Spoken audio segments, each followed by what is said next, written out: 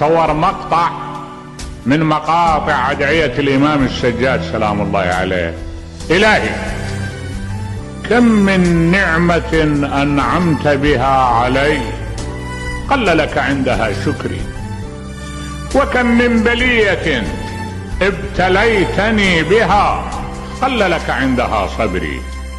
يا من قل عند نعمته شكري فلم يحرمني، وقل عند ابتلائه صبري فلم يخذلني، ويا من رآني على المعاصي فلم يفضحني.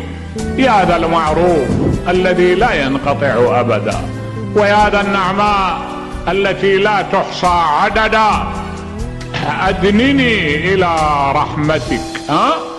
الواقع أن هاللون من الأدعية أولا يحط ايدك على ثروة من المعاني الرائعة، ثم يبين لك مقدار ضعف النفس ومقدار قوة الخالق ومقدار حاجتك وغنى الله. فالدعاء وسيلة من وسائل التكامل.